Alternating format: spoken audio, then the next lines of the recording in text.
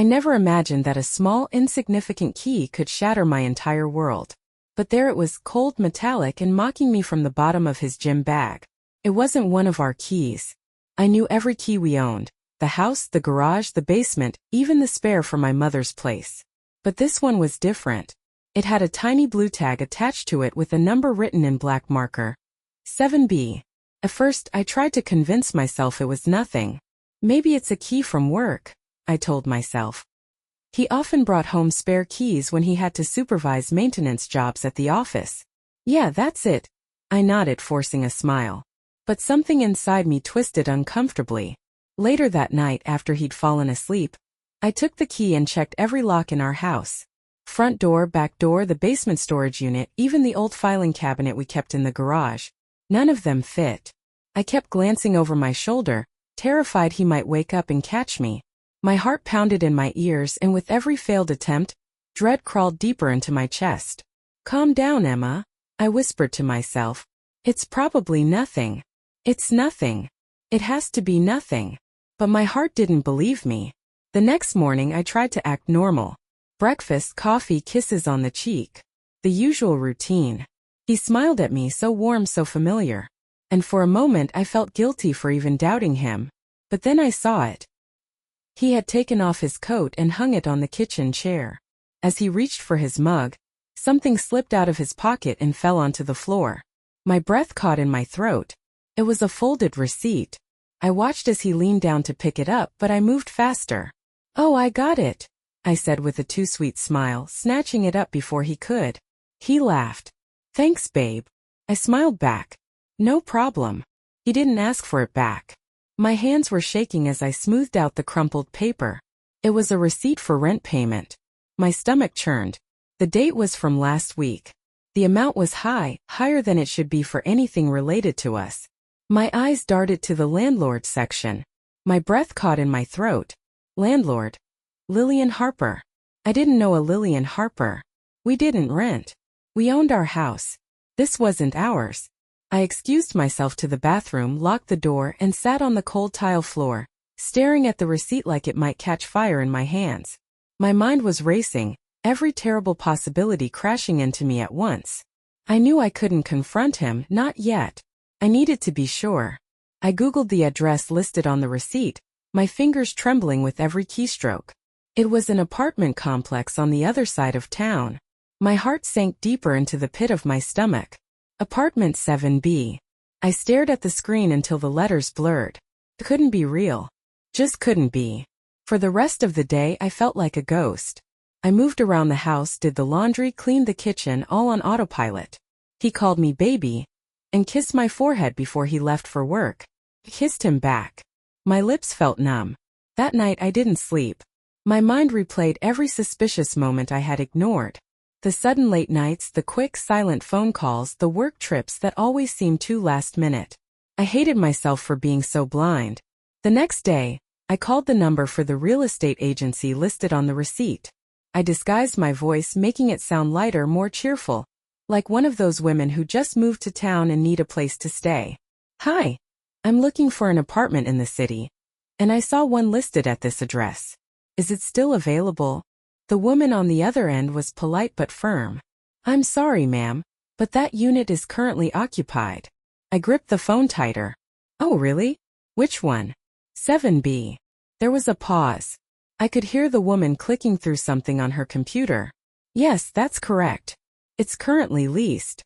I forced a giggle. Oh, that's a shame. Do you know if the tenant is planning to move out soon? Another pause.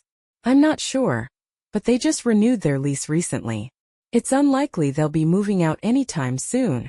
My chest felt like it was being crushed by 100 bricks. Renewed the lease. He just paid the rent. I thanked her, hung up, and stared at the wall for a long, long time. I felt sick. My skin felt too tight, my heart too loud. I knew what I had to do. The next day I went to that apartment complex. I parked across the street, heart hammering so hard I thought I might pass out. I sat there for 20 minutes trying to breathe, trying to decide if I was brave enough to go inside. You have to do it, Emma. You have to know. I stepped out of the car, every step toward the building heavier than the last. The lobby smelled like fresh paint and lemon cleaner. I kept my head down, walking toward the elevators like I belonged there. My reflection in the shiny elevator doors didn't look like me. I looked haunted. I pressed 7. My palms were sweaty and I could feel my pulse in my throat.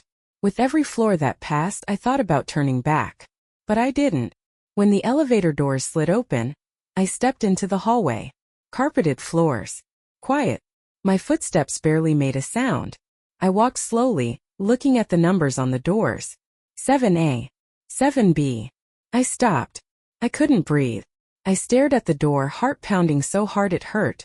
My eyes scanned every inch of it, like it would somehow tell me the truth without me having to knock. And then I saw them. Shoes. His shoes. His gray sneakers were neatly placed at the edge of the door, right next to a pair of fluffy pink slippers. I recognized those sneakers. I'd bought them for him last Christmas. I knew every scuff, every worn-down part of the sole. My legs went weak. I stumbled back against the wall, trying not to make a sound, my hand clamped over my mouth. My head felt like it was filled with static. I don't remember how long I stood there. I don't even remember walking back to my car. But somehow I was back behind the wheel, gripping it so tightly my knuckles turned white. Tears streamed down my face, but I didn't sob. I just sat there silent, as the weight of everything finally crushed me. I had been living a lie. Every "I love you," every night he came home late, every excuse, every kiss, every smile, it had all been a lie. He had a home. A second home. And she lived there. I stared at that building, my vision blurred with tears. Part of me wanted to march back in, kick that door down and scream until my throat bled. Part of me wanted to wait for him to walk out so I could see his face when he saw me. I imagined his shock, his stuttering excuses, his pathetic attempt to lie his way out of it. But I didn't do any of that. I sat in my car and stared until the sun began to set. And as the shadows of the city stretched across my windshield, I made a decision. He didn't know I'd found him out. He still thought I was blind. But I wasn't blind anymore. I was awake. And now I had the key. I sat in that car for what felt like hours, my mind a storm of rage, heartbreak, and cold, calculated clarity. My eyes stayed locked on that door. I wasn't sure what I was waiting for. Maybe for him to walk out, maybe for her to show herself. I imagined her face 100 different ways. Was she younger than me? Prettier? Did she know about me? Or was she living in her own little fantasy, believing she was his only one? The thought made my chest tighten with fury. But I stayed calm. No screaming. No crying. No banging on doors. Not yet. There was a voice in my head, steady and firm, telling me to wait. Be smart, Emma. Don't give him the satisfaction of knowing you're broken. I repeated it to myself like a mantra until my breathing steadied. When I finally drove home, I didn't feel like myself. It was like I was watching someone else from the outside. Like my body was moving on its own while my mind floated somewhere else. I pulled into our driveway, parked, and sat in the car for a moment, staring at the house. Our house. The place I'd called home for the last 8 years. The place where we'd hosted dinners with friends, decorated Christmas trees, argued about which color to paint the bedroom. Every brick of that house felt like a lie now. I walked inside and locked the door behind me. The silence was deafening. I could hear the hum of the refrigerator and the faint ticking of the clock on the kitchen wall. My fingers ran along the edge of the counter as I walked toward the living room. I stood there looking around like I was seeing it for the first time. The couch where we'd watched movies together. The photo of us in Cancun framed on the wall. The coffee table still had his old mug on it from the morning. I sat on the edge of the couch and stared at that mug for a long, long time. I thought about how he'd smiled at me that morning, kissed me goodbye, and walked right out of this house like he wasn't carrying a second life in his back pocket. I thought about how he'd walk straight to her, maybe into her arms, maybe into her bed. The image was like a knife twisting in my chest, sharp and unbearable. I didn't sleep that night. Every time I closed my eyes, I saw those gray sneakers lined up next to her fluffy pink slippers. I could see it so clearly, like a photograph burned into my mind. I tossed and turned for hours until I finally gave up and sat by the window, watching the empty street outside. I thought about a million things I could do. Confront him. Call her. Throw his clothes in the street and set them on fire. But none of it felt right. It all felt too easy. Too predictable. The next morning I made breakfast like nothing had changed. Eggs, bacon, coffee, just like always. I smiled at him like I always did, my heart pounding the entire time. He sat across from me, scrolling on his phone, oblivious. I watched him with new eyes. Every glance he made toward his phone felt suspicious. Every smile looked fake. How long had I missed it? How long had he been playing me for a fool? He glanced up from his phone and grinned at me. "You're quiet today," he said, sipping his coffee. "I'm just thinking," I replied, forcing a smile so sweet it made me sick. "A lot on my mind." He nodded, already disinterested, eyes back on his phone. I wanted to grab it out of his hands, smash it against the wall and scream. "Who are you texting?" "Her. Lillian Harper." But I didn't. I bit my tongue so hard I tasted blood. "Be smart, Emma. Be smart." He left for work at 8:15 just like always.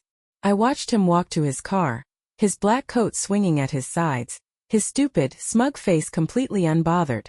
The moment he pulled out of the driveway, I ran upstairs to the bedroom. I grabbed my phone, locked myself in the bathroom and started searching. His email, his bank app, his call logs. He wasn't as clever as he thought. I found the transactions for rent payments going back 3 months. Every payment was made on the 3rd of the month, each one labeled H&R Properties. Same amount. Same day. My fingers scrolled through every bank statement, my heart pounding with every swipe. I even found food deliveries sent to 7B. Thai food, Chinese, a fancy bottle of wine from a delivery service. All paid with our joint account. My blood boiled. I checked his call history next. My heart stopped when I saw the same number repeated over and over. No name, just a number.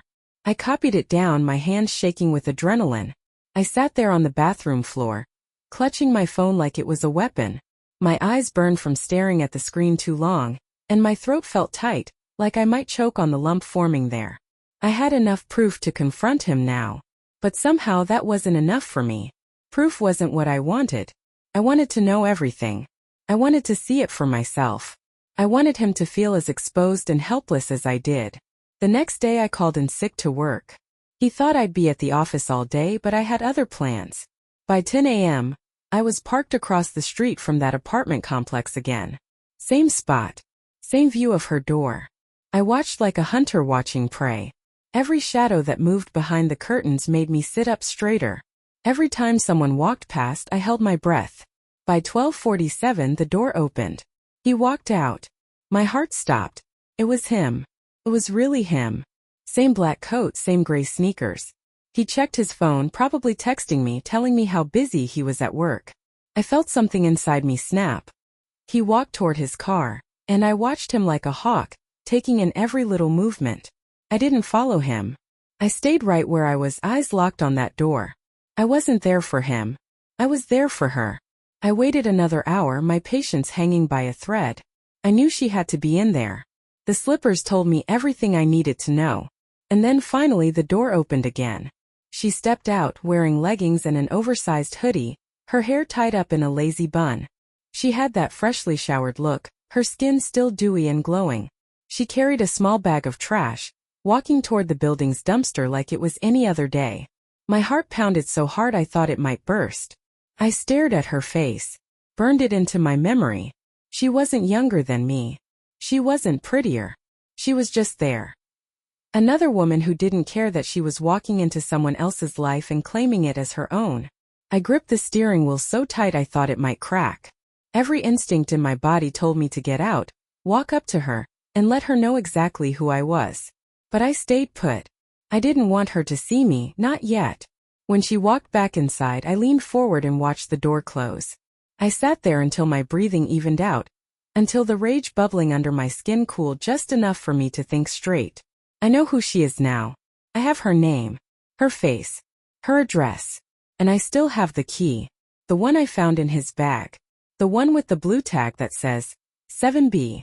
I pulled it out of my pocket, turning it over in my hand, feeling its cool weight in my palm. For days it had been nothing but a symbol of doubt, but now it was so much more. It wasn't just a key, it was power, and soon I'd use it. That key felt heavier in my hand than it had the day I found it. Back then it had only been a question, a mystery I wasn't ready to face. But now it was an answer. A cold, hard truth that I could no longer deny. It wasn't just his key anymore, it was mine too. And I knew exactly what I was going to do with it. That night, I pretended everything was normal. I cooked dinner, his favorite chicken Alfredo, and poured him a glass of red wine. I watched him eat like everything in our world was perfect, like he wasn't carrying a second life around with him. He didn't notice the way I watched him. He never really paid attention, did he? I'd spent years thinking he saw me, really saw me, but now I realized he only saw what he wanted to see. Long day at work? I asked, keeping my voice light, casual. Yeah, non-stop meetings, he said, rubbing his neck like he was exhausted. Barely had time to eat lunch. I nodded, chewing my food slowly so I wouldn't say something stupid. Non-stop meetings, huh? Must be nice to call her apartment a meeting. Must be nice to lie to my face while sitting at the same table where we once talked about baby names and future vacations. You should take it easy tomorrow, I said, glancing at him over my wine glass. You work too hard. He smiled at me like I just told him he was the smartest man in the world. Yeah, maybe I will. I smiled back, but inside something sharp and dangerous had taken root. Yes, take it easy tomorrow, darling. Take it so easy you won't even notice what I'm about to do. That night I packed a bag. Not a big one, just enough to hold a few essentials.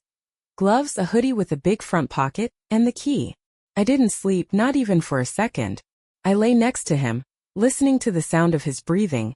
Every inhale and exhale scraping against my nerves like nails on a chalkboard.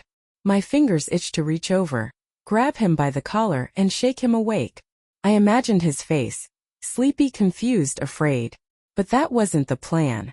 No, I had something better in mind. At 6:45 a.m., his alarm went off. Same time as always. He groaned, rubbed his eyes, and sat up. I pretended to be asleep, facing away from him, my breathing slow and steady. I felt him lean over and kiss my cheek. I felt his weight shift as he got out of bed and padded to the bathroom. I listened to the sound of the shower running, counting every second. When he came back, he moved around the room like he always did. Quiet but not quiet enough. He pulled on his clothes, grabbed his wallet and keys, and whispered, "See you later, babe," like he hadn't destroyed me. I waited until I heard the front door close. Then I counted to 100. Not quickly. Slowly. Methodically. Each number was a beat of my heart, steady and controlled. By the time I reached 100, I felt like a machine. I got up, dressed in jeans and a black hoodie, and tied my hair back tight. I didn't bother with makeup. No one would see me anyway. I grabbed my bag, slipped on a pair of sneakers, and left the house. The drive to the apartment complex felt different this time. I wasn't anxious. I wasn't afraid. I felt calm, like I'd already decided how this would end, and now all I had to do was press play. Every streetlight I passed flickered in my peripheral vision, but I didn't even blink. The world outside the car didn't matter. All that mattered was 7B. When I pulled up, I parked on the opposite side of the street where no one would notice me. Same spot as before. I sat for a minute, watching the entrance like it might swallow me whole. I had every reason to turn around and go home. But I didn't. Not this time. I grabbed the key from my bag, ran my thumb over the number on the tag, and stuffed it into my hoodie pocket. My fingers brushed against it every few seconds as I crossed the street, as if I needed to remind myself it was still there. My breath fogged up in the cold air, but I didn't feel the chill. I was too focused. The front door to the apartment building was unlocked, just like before. I walked in with my head down like I lived there, like I belonged. No one stopped me. No one even looked at me. People don't pay attention to shadows, and that's exactly what I was. A shadow moving through the halls. I pressed the elevator button and stared at the glowing numbers above the door. It opened with a soft ding and I stepped inside. The walls were mirrored so I saw myself from every angle. My face was hard, my eyes sharp and unblinking. I barely recognized myself. 7. The elevator climbed slowly, each floor ticking by like a countdown. 3. 4. My hands were stuffed in my hoodie pocket, fingers wrapped around that key. 7. The doors opened. The hallway was quiet. It smelled like fresh paint and something faintly floral, probably one of those plug-in air fresheners people use. I moved slowly, my steps barely making a sound on the carpet. 7A. I passed it without even looking. Then there it was. 7B. I stopped in front of the door and stared at it, my heart thudding once hard in my chest. This was it. This was her door. Her space. Her home. Except it wasn't just hers, was it? It was theirs. I reached into my pocket and pulled out the key. It was cold against my skin. For a moment I just stood there, my thumb tracing the edges of it. I could hear my breath, slow and steady, too loud in the stillness of the hallway. I glanced left, then right. No one. Just me. My fingers slipped the key into the lock. For a moment I wondered if it would work. Maybe this was all some terrible mistake. Maybe it wouldn't turn. Maybe I'd been wrong. But it did. The soft, satisfying click of a lock turning echoed louder than it should have. My heart didn't race. My breathing didn't change. I was past that now. I was something else. I pushed the door open slowly, just an inch, then another, until I could see inside. The smell hit me first. Warm vanilla. Too sweet. The kind of scent you only get from candles or those overpriced wax warmers. Our house didn't smell like that. I never liked sweet scents. He knew that. The living room was clean, almost too clean, like someone had tidied up before leaving. A gray sofa with a soft throw blanket draped over it. A coffee table with magazines neatly stacked on top. A single plate sat on the kitchen counter with a mug next to it. But it was the shoes that caught my eye. The sneakers. His sneakers. The same gray ones I'd seen the first time. Next to them were her pink slippers. Fluffy, soft, innocent looking. I stared at them for so long that my vision started to blur. I didn't blink. I didn't move. I just stood there taking it all in. The apartment wasn't just clean, it was lived in. I stepped inside, slow and silent, like a hunter stalking prey. I didn't close the door behind me. No, I wanted to be able to leave as fast as possible if I needed to. My eyes moved over everything. The photos on the wall. None of them had him in them. Just her. Her smiling face, her friends, her family. But I knew he'd been here. His things were everywhere. A baseball cap on the side table. A phone charger next to the bed. His favorite brand of coffee in the kitchen cabinet. He wasn't just visiting. He lived here. I clenched my fists, nails digging into my palms. For a moment I couldn't breathe. My whole chest felt like it was caving in. But I didn't cry. I wouldn't cry. Not here. Not in her space. I turned toward the door, but I didn't leave right away. I reached into my bag and pulled out a small piece of paper. No note. Just my name. My full name written in bold black ink. I placed it on the kitchen counter right next to his favorite mug. When she came home she would see it. When he came back he would know. I had the key. I didn't look back as I left the apartment. I didn't have to. I'd left my mark. My name sat there on her kitchen counter like a quiet bomb waiting to go off. It was enough. For now. I closed the door slowly, not slamming it, not rushing. I wanted it to seem like a whisper, like I had barely been there at all. Just a breeze passing through. The hallway was still empty. The quiet hum of the building's air system the only sound. I walked back to the elevator, calm, steady. I wasn't the same woman who had walked in. Something had shifted inside me, something permanent. My heart didn't feel like it was going to explode anymore. It felt solid, heavy, like a stone had been placed where my chest used to be. Cold but unbreakable. The elevator ride down was slow, but I didn't care. I stared at my reflection in the mirrored walls, eyes locked on my own face. No tears. No cracks. Just me. But I looked different. Harder. Sharper. I didn't flinch. I didn't look away. I wanted to remember this version of myself. The version who finally stopped ignoring the signs. The version who stopped hoping, stopped believing his lies. When the elevator doors slid open, I stepped out into the lobby like I belonged there. No one gave me a second glance. People rarely notice a woman walking calmly out of a building. No one expects calm to be dangerous. I crossed the street to my car and sat in the driver's seat, gripping the steering wheel with both hands. My fingers felt numb, like I'd been holding something too tightly for too long. The air smelled different. Fresher somehow. I leaned my head back against the seat and closed my eyes. For the first time in days my mind wasn't spinning. No more guessing. No more doubt. I knew everything now. He had another life. Another home. Another woman. And he thought he'd get away with it. I drove home slowly, every turn smooth. Every red light a chance to breathe in and out. No music. No distractions. Just me and the road. I didn't rush. There was no need to anymore. I'd already won a small battle just by being in that apartment, by walking through it like it was mine. For those few minutes it was mine. I had the key. I had control. Back home, everything felt quieter than usual. The house was too still, like it knew something had changed. I tossed my hoodie on the back of the chair and set my bag down on the kitchen counter. For a second I stared at the spot where I'd placed that slip of paper in her kitchen. My name printed so neatly, so bold. I could still see it in my mind, clear as day. I imagined her walking in later, putting down her purse, maybe checking her phone, and then noticing it. I imagined the confusion on her face. Her eyes narrowing as she read it. Her lips parting in that slow, horrified realization. I wondered if she'd call him first or wait for him to come back. I hoped she'd wait. I wanted him to walk in and see it himself. I wanted him to feel it like a punch to the chest.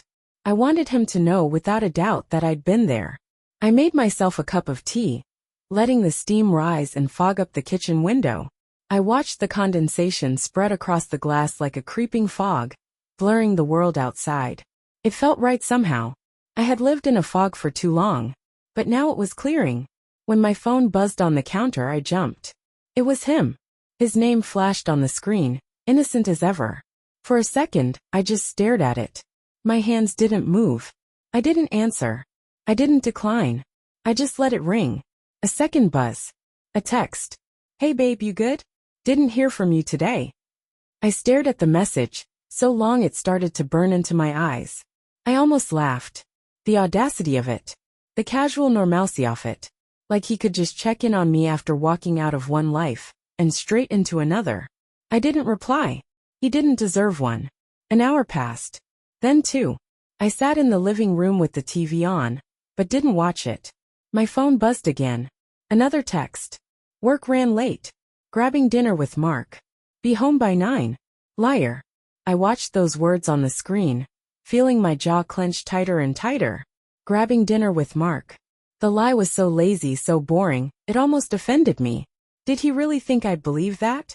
Did he think I was that stupid? Or had I been so predictable for so long that he'd stopped putting in effort? I thought about responding. I thought about saying something sharp, something cutting. But no, that wasn't the plan. He didn't deserve to know what I knew. Not yet. Let him think I was still clueless. Let him walk in tonight, kiss my cheek, and act like he'd been with Mark. Let him think he'd gotten away with it. At 9:12 p.m., I heard his car in the driveway. The headlights swept across the living room window, cutting through the fogged glass. I stayed seated on the couch, legs curled under me, remote in my hand like I'd been watching TV all night. I didn't move when I heard his keys in the lock. I didn't move when I heard the door open, and his footsteps hit the hardwood. Hey babe, he called from the entryway. His voice sounded so normal it made my skin crawl. Dinner ran late. Mark wouldn't shut up about his new job. I said nothing. His footsteps got closer. I could hear the sound of him shrugging off his coat, tossing it on the chair like always. He walked into the living room, smiling like nothing in the world was wrong. Like I didn't know. Like he didn't have another woman's slippers lined up next to his sneakers in someone else's apartment. You good? He asked, tilting his head at me. I glanced up at him, slow and deliberate, my eyes locking onto his like I was staring straight into his soul. His smile flickered for half a second. Not much, but enough. Yeah, I said, curling my lips into a small smile. I'm good. He watched me for a moment too long, like he was trying to figure out if something had changed. I watched him right back, unblinking. He rubbed the back of his neck, and shifted his weight from one foot to the other. You eat yet? He asked, already walking toward the kitchen. I can heat up something if you want. I didn't answer. I let him walk away. Let him disappear into the kitchen like everything was normal. I heard him open the fridge, shuffle things around. The soft clinking of bottles, the hum of the refrigerator door closing. I sat there on the couch, hands resting on my lap, staring straight ahead. My eyes didn't move. My heart didn't race. I wasn't nervous. I wasn't afraid. I had been afraid before. Not anymore. Because now I had something he didn't. I had knowledge. I had patience. And I still had the key. It was in my pocket, cool against my leg, just like it had been that morning. I hadn't left it behind on purpose. No, that was for later. I wanted it with me. I wanted to feel it every second of every day, like a reminder of what I knew, what I controlled. He didn't know it yet, but his time was running out. I stayed up that night, listening to him breathe in his sleep. I stayed awake as the world outside turned from black to gray to pale blue with the rising sun. The whole time, I kept one hand in my hoodie pocket, fingers wrapped around the key. It wasn't just metal anymore. It was something more, something bigger. It was a promise. He might think he had 2 homes, 2 women, 2 lives. But he was wrong. He only had one. And I was about to burn it to the ground. The next few days passed in slow motion, but I didn't mind. I liked the slowness. It gave me time to think, to plan, to watch him closer than I ever had before. Every move he made, every excuse he gave, every glance at his phone. I saw it all with new eyes. And this time I didn't look away. He thought everything was normal. He still kissed me before he left for work. Still sent his lazy little texts during the day. Still called me babe like it meant something. I played along. I smiled when he smiled, laughed at his tired jokes, and made his coffee exactly how he liked it. But every time I stirred the sugar into his cup, I thought about how easy it would be to slip something else in there. On Thursday I followed him. I called in sick to work again, saying I had a fever and a killer migraine. My boss didn't ask questions. She never did. I waited until he left the house, following his usual schedule like he always did. 8:15 a.m. out the door, black coat, gray sneakers, phone in hand like he was already answering emails. Same routine. Same path. Except this time I was right behind him. I stayed far back, keeping my car 2, sometimes 3 vehicles behind his. It wasn't hard. He wasn't careful. He never suspected I'd be following him because in his mind I was home, clueless as ever. I watched him turn left at the light instead of right. Not toward work. Toward her. I followed him all the way across town, watching his every turn, every lane change, every red light he stopped at. He didn't rush. He didn't check his mirrors. He was too comfortable, too secure in his little routine. He didn't know I was there. Eyes locked on his car like a predator tracking prey. When he pulled into the lot of that same apartment complex, I gripped the steering wheel so tight my knuckles turned white. I parked a little farther back this time, under the shade of a tree where I couldn't be seen. He stepped out of his car like he didn't have a care in the world. No urgency. No guilt. Just a man going to work. But I knew where he was going. I'd seen it before. He walked toward the building, his hands in his coat pockets, head down like he was thinking about something important. 7B. I knew that number like it was carved into my bones. I didn't have to follow him inside to know exactly where he was headed. I waited. I waited for 20 minutes, watching the door, watching every car that passed, every person that walked by. My heart wasn't racing. Should have been, but it wasn't. It was slow, heavy, calculated. I felt like I was outside of my own body, just watching everything from above, detached from the woman sitting in the car. I could have left then. I could have driven home and pretended I didn't know where he was. Pretended I didn't see him walk into her world like it was his second home. But that wasn't good enough for me. I didn't want to just know. I wanted to see it. At 9:42 a.m., I stepped out of the car. The air was cold, but I didn't feel it. I crossed the street slowly, every step steady, every breath controlled. I didn't look at anyone. I didn't need to. No one was watching me. No one ever watches the woman walking calmly toward a building like she belongs there. I knew the way this time. Past the lobby. Into the elevator. My fingers hovered over the button for a second. Just a second before pressing 7. My reflection in the mirrored walls didn't look any different than before, but I felt different. My face was calm, too calm, but my eyes were sharp, focused, alive in a way they hadn't been in years. The doors opened and I stepped into the hallway. Quiet. Still. The soft hum of the air vents surrounded me like white noise. I walked past 7A without even glancing at it. I was here for 7B. The door stood at the end of the hall, plain, unassuming, but I knew what was behind it. I stopped in front of it and stared. I didn't knock. I didn't press my ear against it. I just stood there, feeling the weight of everything pressing down on me. I felt the key in my pocket. Cold. Familiar. Mine. I didn't hesitate this time. I pulled it out, slid it into the lock and turned it. Click. The sound echoed in my ears like thunder. I stepped inside. The smell hit me first. Warm vanilla and fabric softener. It was stronger this time, like she just lit one of those candles people burn to make everything feel cozy. I shut the door softly behind me, not letting it slam, just a gentle push until I heard it click back into place. I moved slowly. No rush. No panique. Every step was careful, silent, like walking on glass. My eyes swept over the apartment like a detective at a crime scene. The same gray couch. The same fluffy pink slippers at the door. Her jacket hung on the back of the chair. And then I heard it. Laughter. A woman's laughter. Light, playful, like she was in the middle of telling a story she told 100 times before.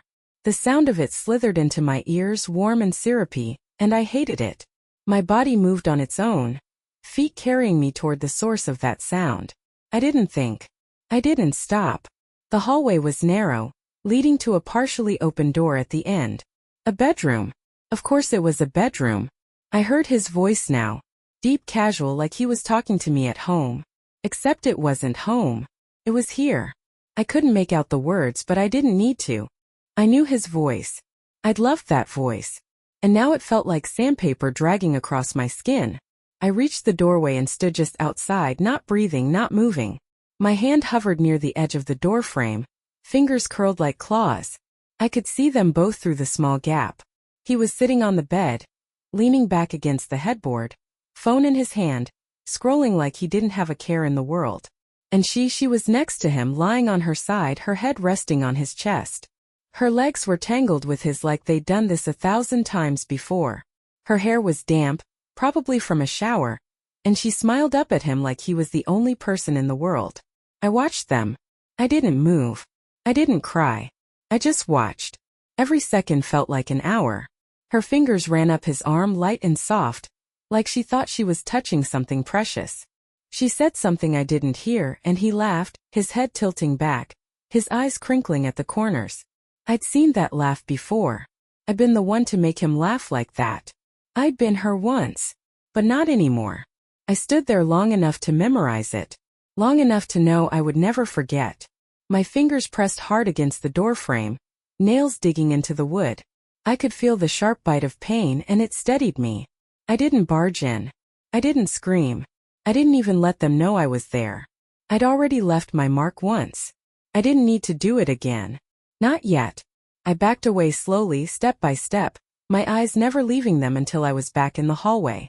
I locked the door behind me with the same key that had let me in. By the time I was outside, the cold air hit me like a slap, sharp and biting, but I welcomed it.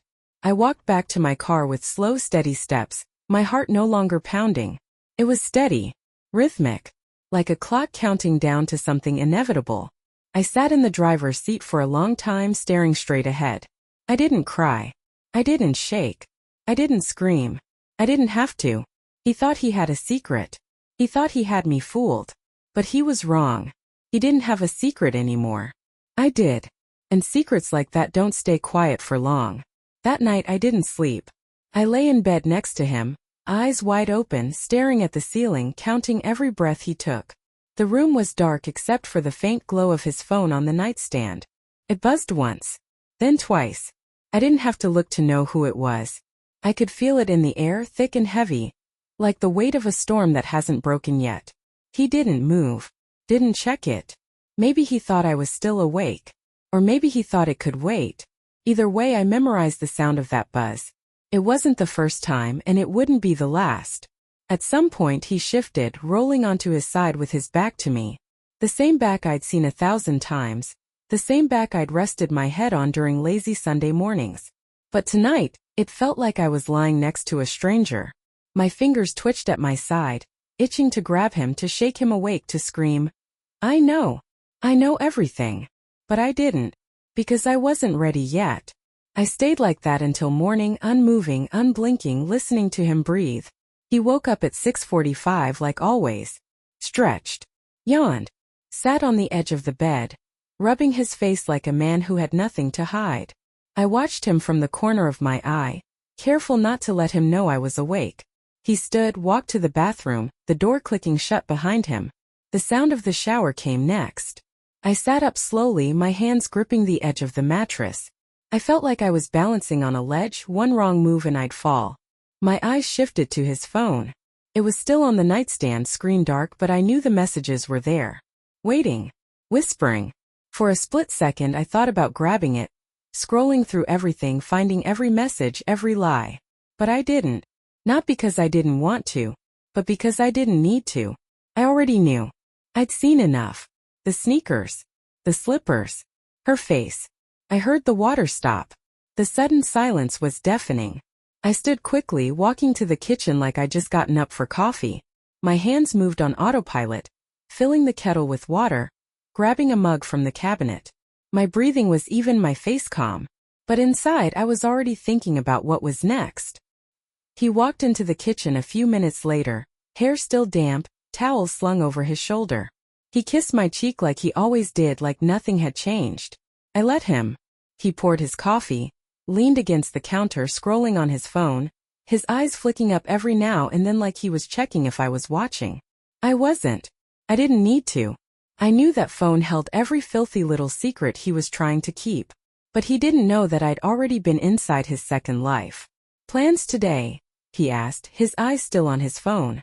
Yeah, running errands, I replied, stirring sugar into my tea, watching it swirl slowly like a storm in a cup. Might stop by my mom's later. Tell her I said hi, he said, smiling like he meant it. I smiled back. I will. When he left at 8:15, I watched him from the living room window. Watched him walk to his car. Watched him drive away. I didn't move until his taillights disappeared down the street. Then I picked up my phone and made a call. The voice on the other end was friendly, polite. H&R Properties, how can I help you today? I cleared my throat, forcing a bit of cheer into my voice.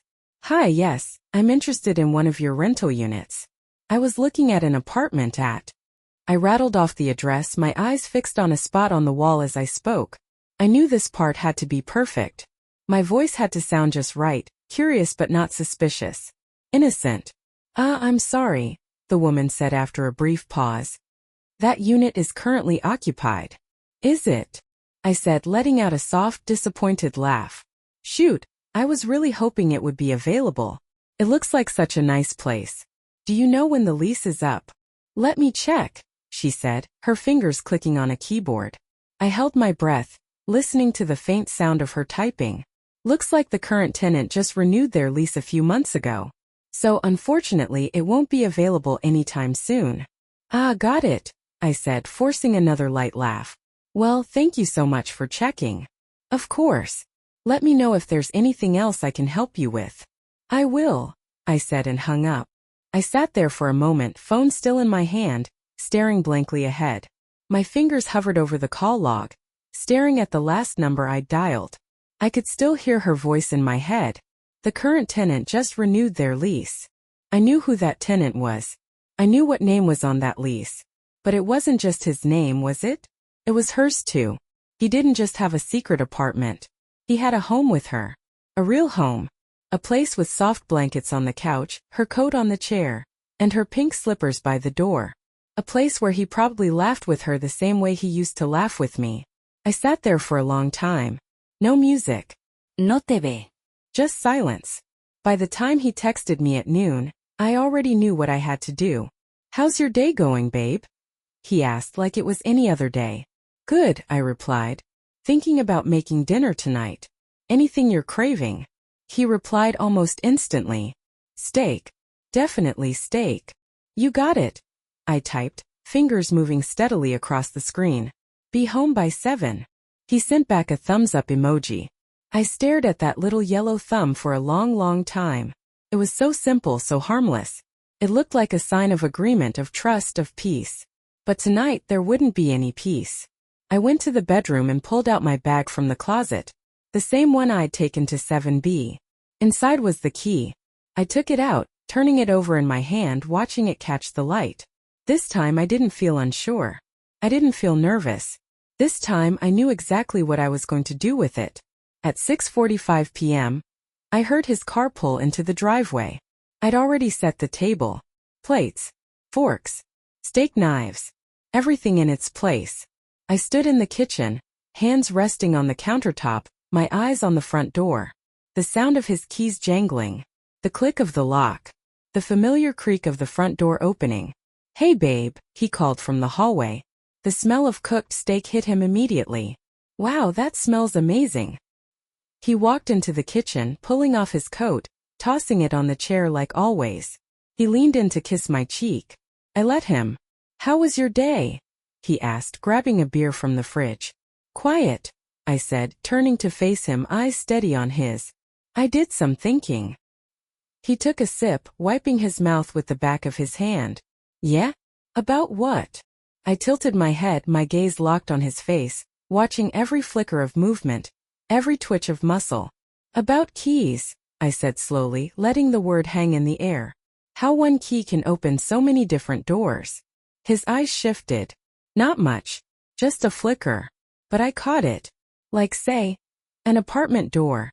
I continued, my voice calm, steady. One you thought no one else would ever walk through. He froze, his eyes snapping to mine. I didn't blink. I didn't smile. I just looked at him, letting him see what I'd become. "I walked through it," I said quietly, pulling the key from my pocket, holding it up so he could see it. "And I'll walk through it again." His face went pale. All the color draining from it like a faucet had been turned on inside him. For a moment he didn't move. Didn't blink. Just stared at the key dangling from my fingers like it was a loaded gun pointed straight at his chest. "Emma," he said slowly, his voice low and careful, like I was some wild animal that might lunge at him. "Let me explain." I laughed. Not loud. Not hysterical. Just one short, sharp breath of disbelief. "Explain," I repeated, letting the word roll off my tongue like it was foreign. "You want to explain this?" I shook the key in front of him like a bell. It clicked and clattered, a sharp metallic sound that echoed through the kitchen. He opened his mouth, closed it, then opened it again.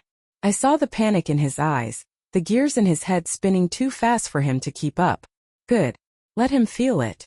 Let him feel what it's like to be caught with nowhere to run. "Listen," he said, taking a step toward me. His hands raised like he was surrendering. "It's not what you think, okay? It's... Don't." My voice was sharp, louder than I meant it to be. It stopped him mid-step. I watched his eyes widen just a bit, that flicker of fear finally settling into his face. "Don't lie to me, Caleb. Not again. Not now." His lips pressed into a thin line, his jaw tight. He glanced at the key in my hand, then back at me. "Okay," he said, his voice quieter this time. "Okay, I messed up. I did. But it's not serious, Emma. It's nothing serious. It didn't mean anything." I felt a flash of heat rise up my chest, but I didn't let it explode. Not yet. I took a slow step toward him, tilting my head just slightly. "Nothing serious," I repeated, my eyes locked on his.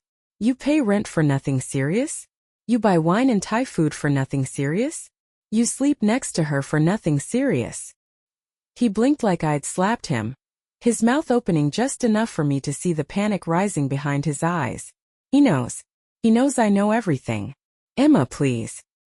He reached for me, his hands open like he thought he could touch me and make it all go away. I stepped back. His hands dropped to his sides. "It's not like that. I swear it's not like that. It's just..." He swallowed hard, eyes darting to the table, to the knives, then back to me. "I didn't mean for it to happen." My chest shook with a silent laugh, bitter and raw. "You didn't mean for it to happen," I repeated, tasting the words like poison on my tongue. "You didn't mean to sign a lease? You didn't mean to have another home? You didn't mean to make me feel like a fool every single day." He rubbed his face with both hands, groaning like he was the one in pain. I'm sorry, Emma. I'm sorry, okay. It got out of hand. He lowered his hands, his eyes meeting mine like he wanted me to believe him. "I didn't want to hurt you." I tilted my head again, studying him, my eyes sharp and cold. "But you did." His face twisted in frustration. I know. I'm telling you I'm sorry. I'll end it. I'll end it today. I'll call her right now if that's what you want." He pulled his phone from his pocket, holding it up like a peace offering. You can watch me do it. I stared at him.